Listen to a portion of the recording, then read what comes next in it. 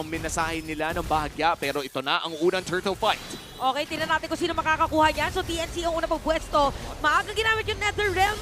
So, hindi makakapag-contest dito yung Aurora. Dediretso ba ang TNC doon sa orange buff? 4 na players to habang 3 naman sa side ng Aurora. Si Edward nasa likod, delikado ata at ayan na nga ang animal, the beast within! Biglang ng North at mahabulin na nga nila mga players dito. Rene J, ginamit na nga daw first blood para kay Edward. Even Yaoi, nakakuha na rin nila.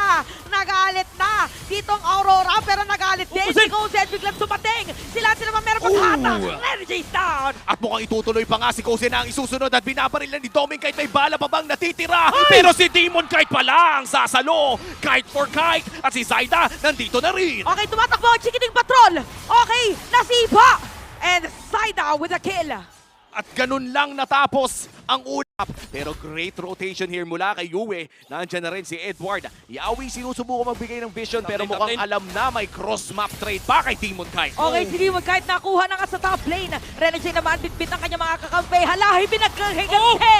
At nakuha na nga dito ang mga players na saan ba? Si Lancy. At hindi na nakatakas pa. Pinaghigante dito ng kapatid ng Kite Brothers. Mas malala pala yung sagot doon sa Pero naka-safety. Safety lang para dito sa side ng TNC. Nag-zone up din si Nipa papalayo.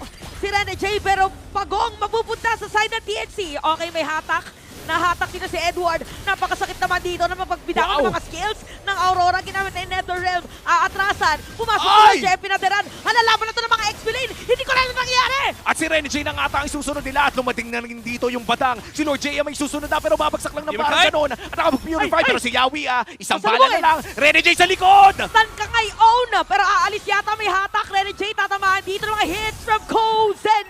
Grabe ang palitan. At dumating na nga rin si Zaida. Di man kahit pero mag-dash.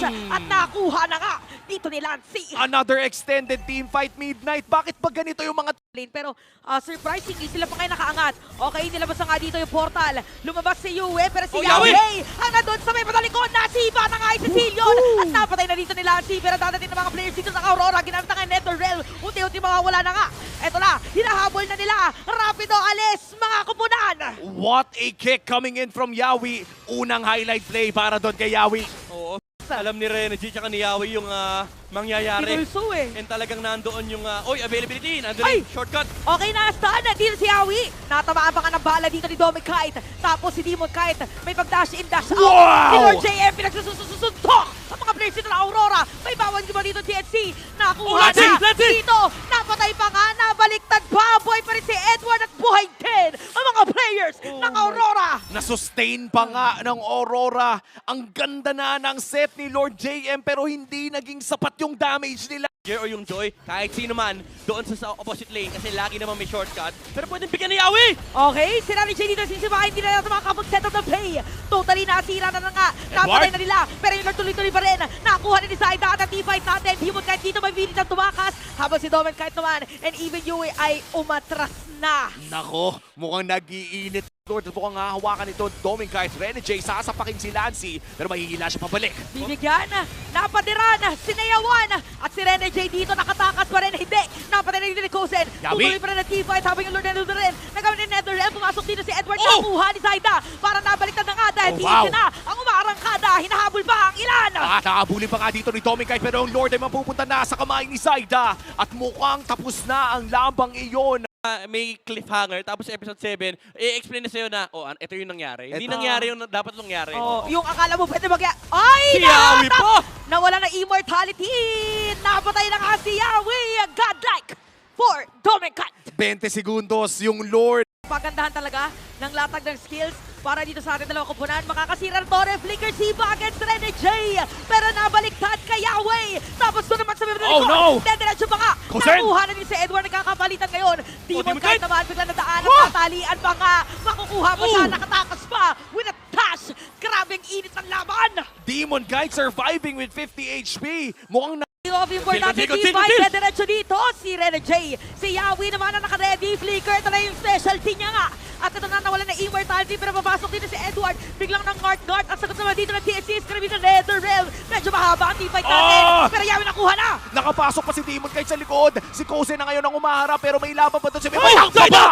Zaida with the outplay pero nag-flicker na si Doming Kite. Bumili pa ng emo at hindi na yun sapat dahil si Kozen na lang ang natitira. At dahil dyan, parang ilalaban na yata din ang Aurora na kumuha. Alam niya. Nakaabang eh. Alam niya, hindi sila... Jay, Ayun na naman! Mukha diretso si Ipa. Hello, my friend. At ang friend na yan ay nakakuha na. Papasok ba? Dito mga players ng Aurora, hindi. Namatay yung portal! Hindi aabot si Demon Kite! Alam nila saan manggagaling, galing lang kaliwa.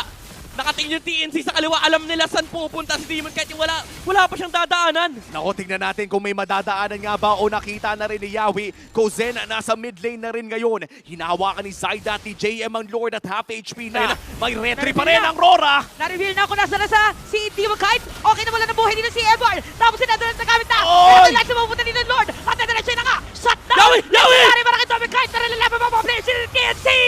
Demon Kite mo ng immortality. What a kick coming in from Yawi. Magkasunod. Back to back. Game-winning wave the Dragons para kay Yawi. First death ni Doming Kite after. Ngayon hawak nila yung Lord, papasok sa base ng Aurora. Okay, pipilitan na dumabesa dito. Nag-side na Aurora. Meron ng Lord dito sa may bottom lane. Rene J and Demon Kite. And even Yui na dito para dumabesa. Pero si Silio naman ang hawak nila. Papasok ba? Flicker out para kay Rene J dito. Okay, yung Lord na doon pa rin. Meron pa pagpasok. Zaida! Layo. At mukhang nagka-tower lock na. Tower lock pa unti-unti. At mukhang nakikita na nga natin ang liwanag para sa side ng TNC. Dahil extended ang ating serye. Game number 3. Ramdam